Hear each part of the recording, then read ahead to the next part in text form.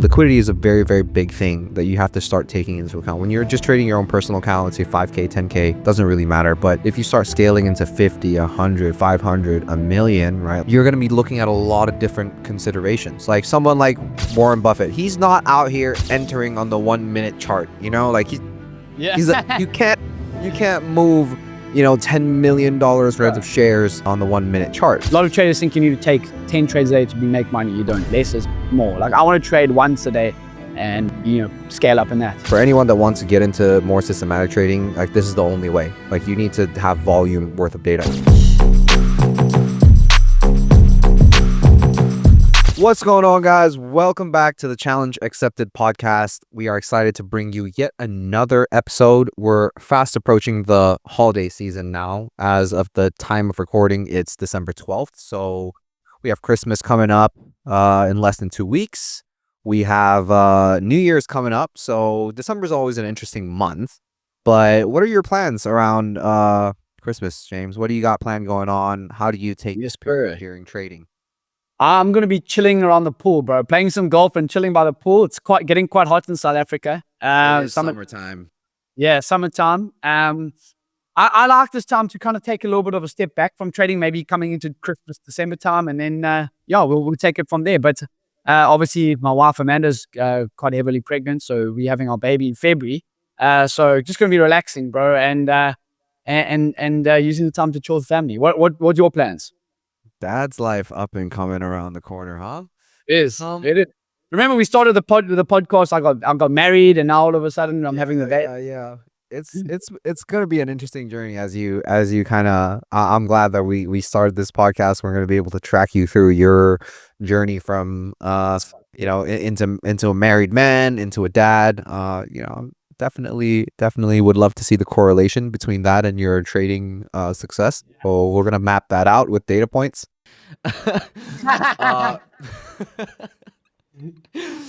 For myself, not too much. Just regular trading schedule still right now. I haven't done too well this month. Currently in a little bit of a drawdown. But December can be a little bit of an iffy month. I definitely don't trade once Christmas Eve that week rolls around, I don't trade. I don't touch anything until New Year's.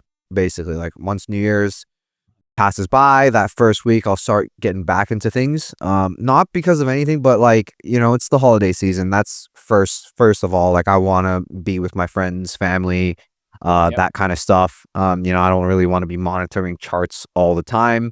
And also, I feel like from my past experience, markets tend to not really move that much because it's all bank holidays. It's end of year. A lot of big positions are closed. Banks are, a lot of corporate banks, people are on holiday, on vacation. This is when they spend it. So, I might as well take some time off and get back to it. The markets aren't going anywhere. If I miss a week or 10 days of trading, I don't think it's a big deal. So it's a little bit of a combination for both how I approach this period of the year usually.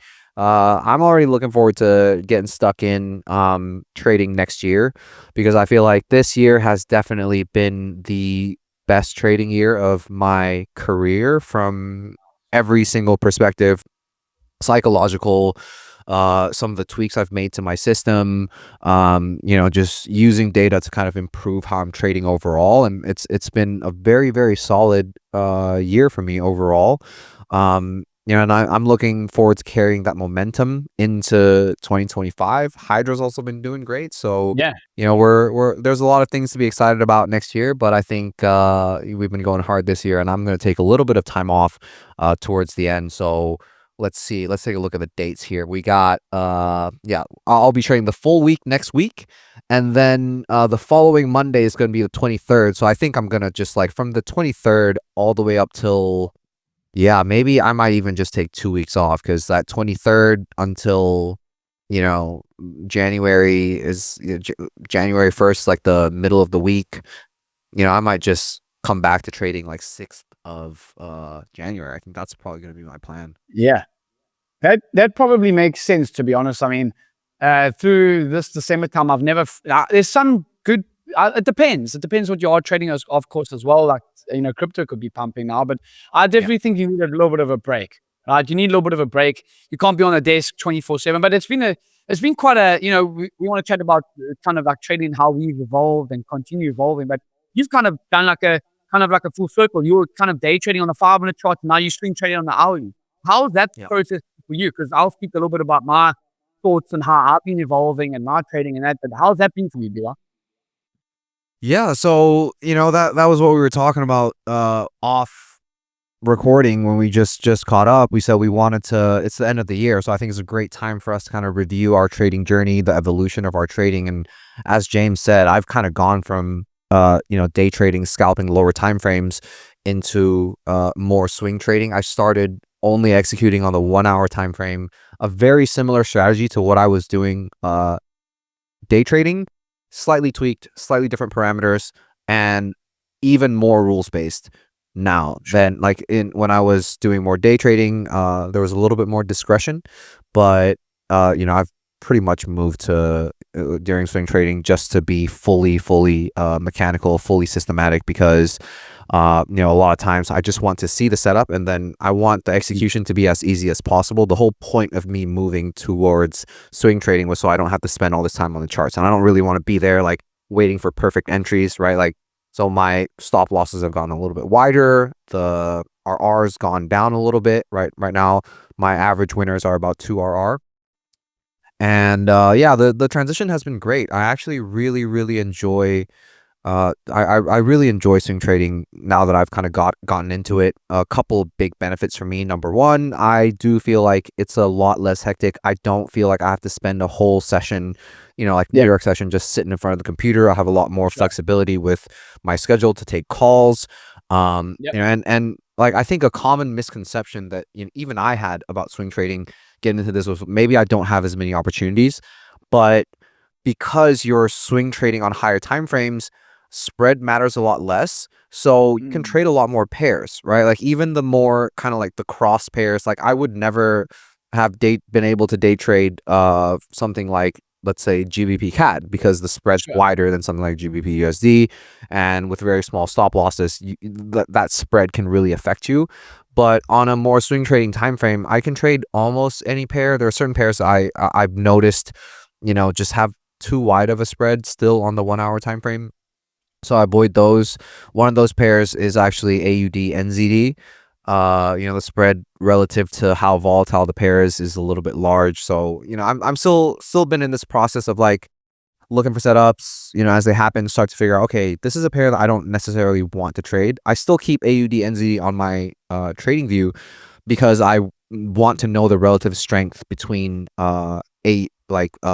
the Australian dollar and New Zealand dollar. So if I want to, let's say, go long, go short, a lot of times these two pairs can move in the same direction, but I maybe want to choose, if I'm looking for sells, I might want to choose a weaker pair. If I'm looking for buys, I might want to choose a stronger pair.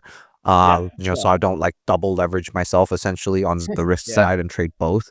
Right. So yeah, there's a lot of these things that I've just talked about are all relatively new to me. Monitoring multiple markets, being in, sometimes I can have 6, 7, even 8 positions opened at once. And they maybe 2 positions were open on Monday, 3 on Tuesday, and then some of them are still rolling. Some of them, it's like there's constantly ongoing trades, and I actually take more trades now than when I was day trading. So that misconception, that whole idea of like, oh, I get less opportunity, totally wrong. If anything, it's the opposite. I get way more opportunities right now swing And trading than I did day trading, because day trading, I was watching only, I think, 3 or 4 pairs really that I would sure. look for moves in. And if they Yep. weren't moving, if there was nothing, then it was kind of dead. But I still felt like I need to sit for the full session, which I didn't really like, because you don't know when stuff's gonna move. And Of also you course. have to pay a lot more attention to news, for example, when you're day trading. Yep. Swing trading, I really don't pay attention to news, Yeah, you most just out let of it do news. its thing. Like I just make sure I'm not entering during news, but like most of the times it's not like, unless there's Well, a massive news event, it's not going to move the 1 hour chart relatively that much. So I'm really liking this overall. Like I would say it's a more calm environment. I nice. love it because I get even more opportunities. I'm not gonna lie, I like being in a trade. Like I do. Yeah, Like if I didn't like being in a trade, I wouldn't 100%. be a trader, bro. Like Yeah, I agree. So, I agree. yeah, like that's one of the things that I, have found, like some of the positives I found, I guess, with swing trading. And yeah, it's definitely how I'm going to approach the whole next year. I am not going back to day trading, dealing with high commissions, volatility with spread, slippage. I like things to be as calm as possible. And I guess that's part of why, I've gone more and more systematic with my trading as time went by. Uh, I went on a whole loop with this, but we can get into like the evolution of my trading, but later. But what I can say is, I think that I've found really, by giving swing trading a chance, like a real chance, like committing to it and saying, hey, I'm gonna do this, and only this for at least 2 months. I'm only gonna take swing trades, and then I'll evaluate it. That's really sold me on this, the swing Sure. trading side. So I'm excited to have a full year of swing trading data, results under my belt. And yeah, 2025 is going to be the first year that I'm fully only swing trading, and that's something I'm Nice. looking forward to. What about yourself, Yeah. bro? Yeah, no, I'm still on the day trading side of things. So, but I would say a little bit different to what maybe most guys are doing. I'm not looking at the 1 minute chart. I'm looking at like the 5 minute chart, 15. And I have found that the wider, actually, the more room I'm giving my stop losses, the better actually my results have been. And I think that's probably would be a lot more true to maybe a few more traders is that, um, when you're having tight stop losses, like you're having, like, for example, I see some traders have 10-point stop losses on the Nasdaq. I mean, that's very, very tight, and I mean, it can be quite. Your entries have to be so much more precise. So I think the how I've evolved this year is I've kind of gone from like lower time frames to more like a 15-minute type of time frame, more like what do you want to call, like an intraday type swing way of trading, right? So it's not like I'm not scalping. I'm more like intraday swing. So I think we're always looking to see how we want to get better, how we want to improve, and you got to find what's working for you. I think look at the data, look at your, I use TradeZilla, UI uses TradeZilla. Look at your stats, see what's working from there, see what's not working, and adapt. I think traders are always looking to adapt. That's why you might see one trader say something one day and say, okay, well, he won't ever look at swing trading. And then maybe next day you see he's actually swing trading because he's realized maybe he wants to slow things down in life. Like now, when I'm having my son, right, I might say, shit, I actually got no time to really day trade. I might just place a few swing positions. Maybe I'll day trade for an hour a day, but I want to maybe give swing trading a go because I'm pretty packed and pretty busy. So I think it's always good to. There's many. You're on the swing trading side, bro. We're waiting for you, Bert. Yeah, yeah. So it's like I don't know. Maybe that is something that I do look into 2020. So on your swing trading side of things, are you only looking at the 1 hour chart for your personally? Yeah, pretty much. I just look at the 1 hour chart. I don't do all this fancy pants shit anymore with Fancy like, pants.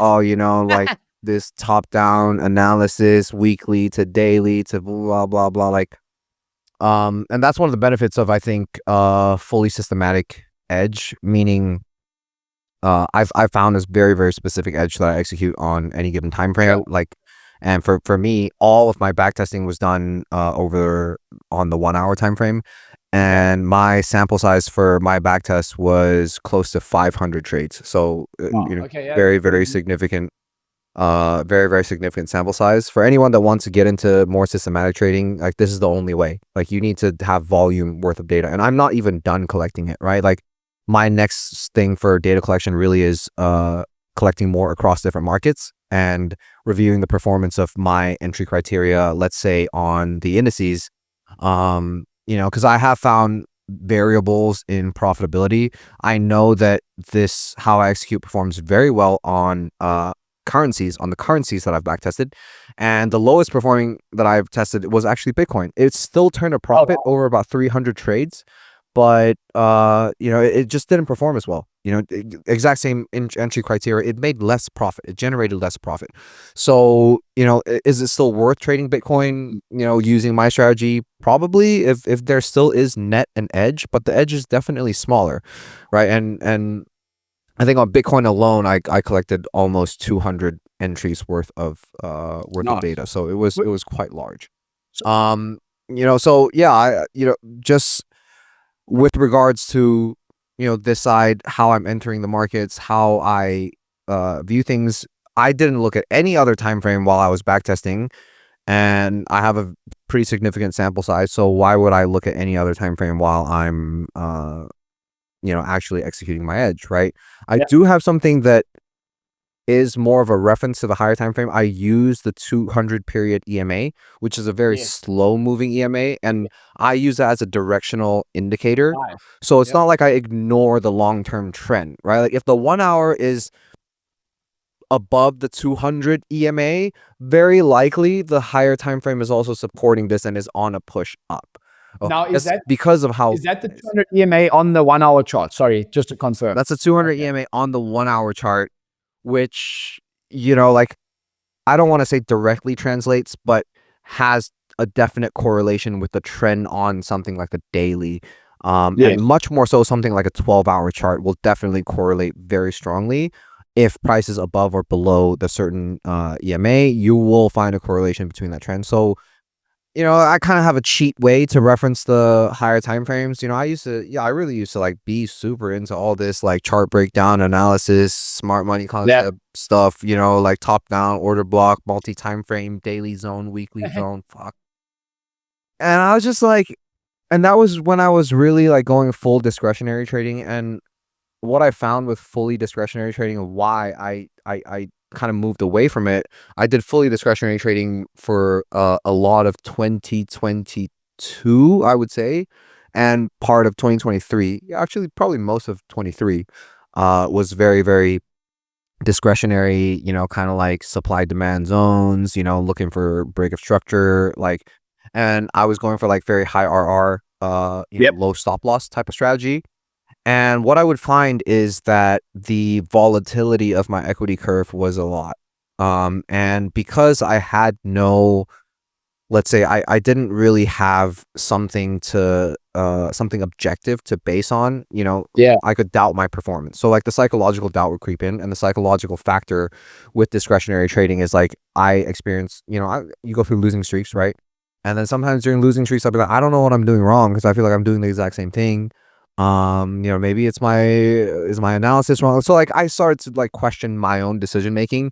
And I would say like the biggest problem I had with that was like I would constantly take breaks from trading because I would be like, oh shit, I'm overthinking things, and Sure. I find myself starting to slide into like B game, C game territory, and I'd be like, okay, Yep. I'm gonna step away from the charts for a week. And I found that by moving more and more kind of back into a more systematic approach, that really eliminates a lot of psychological stress for myself personally, because I mean it's December right now. I'm currently on a losing streak where I think I've lost out of my last 5 trades, I think there's been one break even, one win, and last 6 trades, one break even, one win, and 4 losses.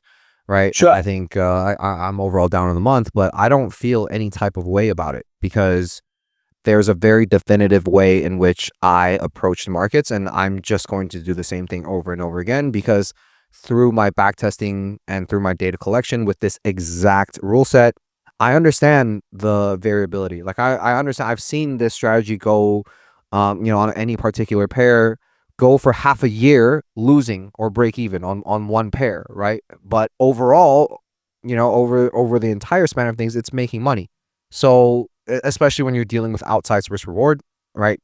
For me, I'm down on the month, my stats are not looking great. Like I have a 26% win rate on the month currently, but I'm 3 winners away from being up on the month. Yeah. Right, because my Brilliant. average, like Yeah. when I hit all TPs, is 2.25 RR. So I'm 3 winners away from being up on the month, and like the 3 winners can happen at any given point in time. So I've really found my niche, like where I like, outsides RR, right? I'm okay with a slightly lower win rate.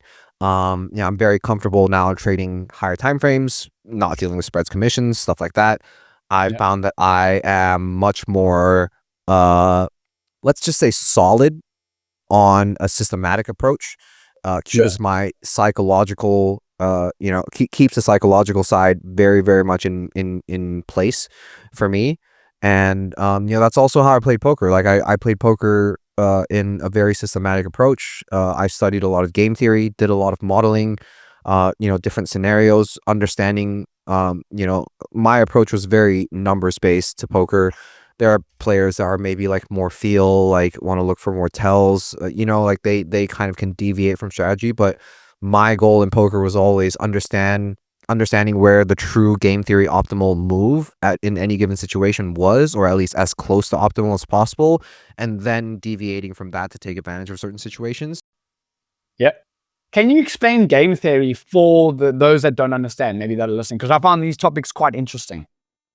Yeah, so let's just use the poker context, because game theory, there's a lot of very different applications for it. Yeah. But in poker, what you would call GTO, game theory optimal, is actually a strategy that is not able to be exploited. It means you have a perfectly balanced strategy, meaning no matter what opponent you play against, they don't have an edge over you, Okay. right? But by nature of that, right, you can't just play perfect GTO strategy, because by nature, poker is a zero-sum game. So Yes. you have to exploit other players. But by exploiting other players' tendencies, you also open up yourself to exploitation, right? For example, if, a very simple example for anyone that plays any poker, if I, as a professional, like, we always keep notes of what people show at showdown. It's a very big information Mm. giver.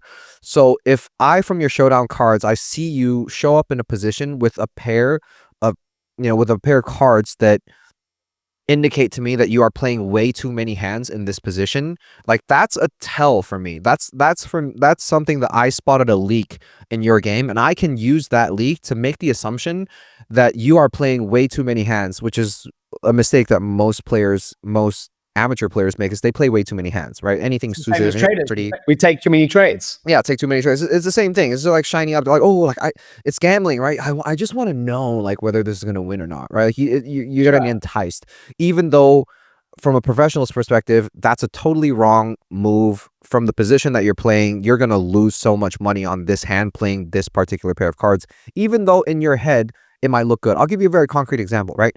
A hand like King Jack offsuit, or even King Jack suited. A lot of amateur players think that this is a really strong hand. Like, it's like two suited face cards, and they'll play this no matter what position they're in. Sure. Especially King Jack offsuit should actually be a hand that you consider folding a decent amount of the time pre-flop if you are in early positions. So if you're first to act pre-flop, like, that hand should be going in the trash, because you have no information on what the other players have. So you could be facing a lot of bad decisions or hard decisions down the road. You could be outkicked by something like King Queen, Ace King, Ace Queen, right? Like, you have a lot of difficult decisions to make, and you don't have position. So certain hands, when you don't have position, become unprofitable. So Sure. having a GTO approach is understanding on a baseline, how I can develop my range so that I am not playing too many hands and I'm not being too tight either. I'm like perfectly optimal where it's almost impossible to exploit me. And that becomes a basis by which you can start off, and you can start to observe other people, right? Like, while being not exploitable, and then go into saying, okay, cool. Like, this guy is really loose. I see him show up in this position with this hand, and I'm going to now start taking advantage of that. Like, one easy way to take advantage of someone is, if you know that they're getting in too many hands, start raising them a lot. Yeah. Because if they call, they're going to be in a big pot with you, like, most likely with shitty hands. There's a lot more combinations. Like, combinatorics is another thing in poker. There's a lot more combinations of shitty hands than there are combinations of premium hands. So if I'm overall playing a much stronger range versus your very wide and weaker range, I'm going to be able to extract so much value out of you, That's right? that's Then someone else at the table can see that I'm now why am I three betting and raising this guy all the time, trying to isolate him? And if you were a good player, you could pick up on that and you could start four betting me, because you know that I am widening my range to yeah. exploit this guy. But if you It's start interesting. seeing me do this and start showing up in certain spots, you can be like, oh, there's money in this for me, because you're going to need to fold a lot of the hands that I raise you with, because you're not going to be able to continue. So you could start exploiting me, right? Like, so Yeah. that's kind of the fun, the kind of game of poker. And that's how GTO kind of like applies in a hopefully understandable context. Yeah, it's interesting because you're speaking about the wide range there as well. Like Jared Tenner speaks about that in trading the wide range, your A to C game. If you have a wide range, that's the most common mistake that he sees. Actually, traders, they great on their good days and then they completely shit on their bad days. That's something And that they give it all I've back. been working on my trading this year as well. Is Yeah. bringing up that C game, because I don't want to be Yeah. making money for 2 weeks and then all of a sudden 1 or 2 bad days wipes out all those gains. Right? And that can be, particularly as discretionary traders, can happen. Okay, so you're looking forward to swing trading? What markets have you been trading, by the way? Something that actually about the evolution of my trading this year, something I've been doing a lot more often on my personal account and some public accounts, has been trading stocks. So that's been something that I've been really, really enjoying. Actually, I've had some nice stats and nice results with that. Has that been your most profitable category this year, or what has been kind of the most profitable category for you in terms of your own trading? Most profitable. It's a bit of a bit of a mix. So GJ has been quite well for me this year, simply because I actually only moved over to the indexes and stocks literally halfway through the year. So I was trading currencies the first half. That was GJ was very nice to me, GJ and EJ. And then I moved over, and then the S&P 500 and some stocks, a few like Tesla and Nvidia and Meta. Meta has actually been my best stock, Meta and Tesla, those two. So it's a bit of a mix. It depends, because obviously I moved halfway through. So yeah, GJ and I don't I'm trade that. the same this year, the Yeah, halfway move through, but my main focus has always been on currencies. nice. Uh, Why? you know, Can I ask a question? Because this is something that always toggles my mind. We're always thinking as traders and everything like that, right? This is just this is why I moved over to the indexes and stocks. Like guys like S&B Capital, right? The guys from S&B Capital and that. If currencies were so hot to trade, why do you think they're trading stocks? Like, why do you think they don't trade currencies? I don't know. That's just a question that I've always put out to myself. What is your take on that?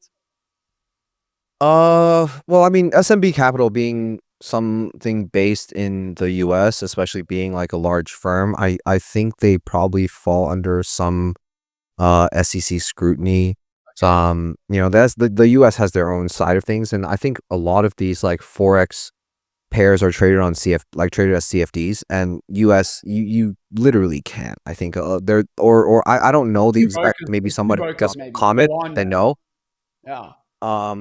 Like, I don't think it's the easiest thing to get access to trading CFDs, in a lawful regulated way in the US. And plus, like, it's the US stock market. It's the biggest market in the world, right? Like, they know what's moving. They probably have also more access to different stock options than us in the rest of the world. But the Forex market is the biggest market, if I'm not wrong, in the entire world. Yeah.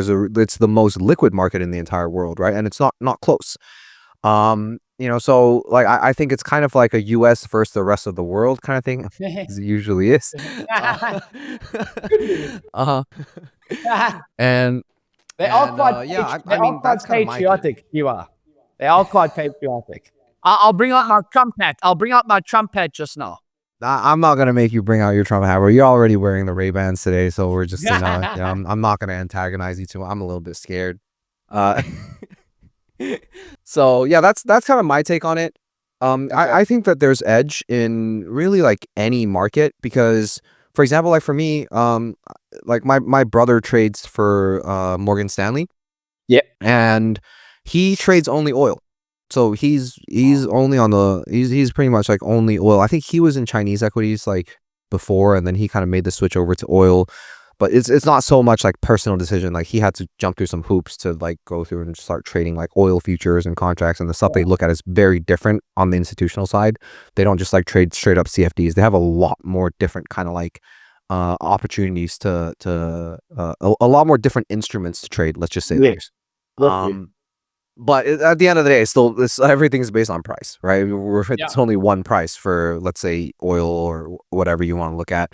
So I would say like for, really, really big institutions and big firms, I would say SMB Capital, something like SMB Capital, which is like a prop firm, is nowhere close to the size of something like a Morgan Stanley or something like a Goldman Sachs. And these companies have their hands in every pie, right? Like they are looking for, edge, verifiable edge in any market, Yeah. and whatever market they can get edge in, they're going to be jumping in, because from what I know from the Morgan Stanley side, they have different desks. Like, they work in teams, and they have different desks that specialize in different markets. My brother's trading oil, like that's just what he does. But they have people that are looking at Chinese equities. They have people that are looking at natural gas. They have people that are looking for edge in currencies. Like, just there's a ton of different opportunities that you can kind of explore. And for me, one of the things that I love about trading forex, especially currencies, is because it's so liquid. Like, it's just, especially when you're trading the higher time Yes. frames, they're Agree. almost unbeatable, the size that you're able to put on and the scalability of it. And I think that's another benefit of like why I made this commitment to like trying out swing trading, is because I know that as I start to scale my account, I'm looking down like 10 years, right? If I start to scale my account, I don't want to have to like change strategies or like whatever, because I can't put on the size that I want anymore. Um, spreads start to affect Yeah. you more and more. Slippage starts to affect you more and more as you Yes. put on more and Yeah. more size, right? Because the books are just not that, there's not enough book depth at that particular price for the volume that you want, especially given that most people are using leverage. So Yeah. I'm happy with like this direction, because I understand now, like trading more higher time frames, like move in this direction. Liquidity is a very, very big thing that you have to start taking into account when you're just trading your own personal account. Let's say 5K, 10K, doesn't really matter. But if you start scaling into 50, 100, 500, a million, right? Like, which hopefully I'm able to, get into that upper echelon of capital in the next 10 years of my career. Um, you're going to be looking at a lot of different considerations. Like someone like Warren Buffett, he's not out here entering on the 1 minute chart. Like Yeah. you can't move $10 million worth of shares on the 1 million on the 1 minute chart, right? Like, Sure. with the more capital you kind of manage, the more liquidity you kind of manage, the more order book depth you need. Yeah. It So becomes tough. yeah, I mean, well, and what about yourself? Like, you kind of made this switch over to the equity side of things, and I know that you're like day trading these mostly. Yeah. Are you looking to, if you do, let's say, start to experiment with swing trading a little bit, are you going to stick with doing the equity side of things, or are you going to take a look more at like the forex side? Because it's also different, right? There's no gap It is different. in forex. Well, I mean, there can be weekend gaps, but Yes. not overnight gaps. It Um, can be. so how do you consider, like, do you take this into consideration? Yeah, I've been enjoying trading the equities. Actually, as I mentioned, like Meta and Tesla have been my best tickers in terms of that. I've really enjoyed trading the equities and indexes, of course. But I am interested in maybe swing trading some of the US indexes and maybe having a look at that and equities. I probably will stick to that. Obviously, I got my long term portfolio where I buy individual stock names as well as China ETFs, thanks to DY's recommendations. Um, but Not financial advice. but no, I definitely will probably start to. I want to have a look at swing trading come 20. I think the thing for me is I'm really only looking at US markets, equities and indexes, and I do look at the Nikkei and I look at the DAX as well. Those are really what I'm looking at the moment. But come 2025, Just a quick side note, we're both long the DAX right now, so yes, we are really both want on to the like DAX, and go it's DAX, looking pretty nice. Yeah, we can actually bring Deutschland. we can actually bring it up on stream. This is what the DAX is actually looking like over here. So let's sort of Let's see your what is your entry? Are you on a scalp right now? scaled entry. My average entry out was in at 444, and then I also scaled in here at daily view app at 430. So I'm currently sitting at break even at the moment. Actually, it's actually just ticked into profit. So it looks I can good show right now. my, if you want to share my screen, I'll show Yeah. my trade as well. I've been sitting in this one for a while. Nice. Look at I, that. I entered right here on this candle. I'm still holding. So I've been holding this trade for the last 2 days. I might I think it'll be over by the time the week ends. I think tomorrow we'll get a resolution either way, because my stop's at break even here. So either I'm stopped at break even or it starts to hit my TPs from 2RR and up. But yeah, I've been sitting in this. So you can see, like, we're looking at very different time frames. This is a 1 hour chart. I've been in this trade for 2 days. Yeah. James just kind of hopped on the bandwagon here today. So if anything, I was Yeah. here first. So I deserve to win more. Uh, I got, I love that. I actually bought the DAX yesterday in New York session after CPI, and then now I'm buying it again this morning. So that's that interesting. But again, I think DY, I'm interested in some swing trading possibilities come 2025. I think I've actually sent a message this morning to one of the ASFX TV subscribers. He actually also, I think he's busy doing a Hydra account, if I'm not mistaken. But he was day trading, and now he just swing trades currencies, and he's been doing really, really well. And it's actually, he keeps on messaging me. He's like, James, I'm having like such a good, he just passed 10,000, he obviously works, and he just passed $10,000 worth of prop firm payouts this year.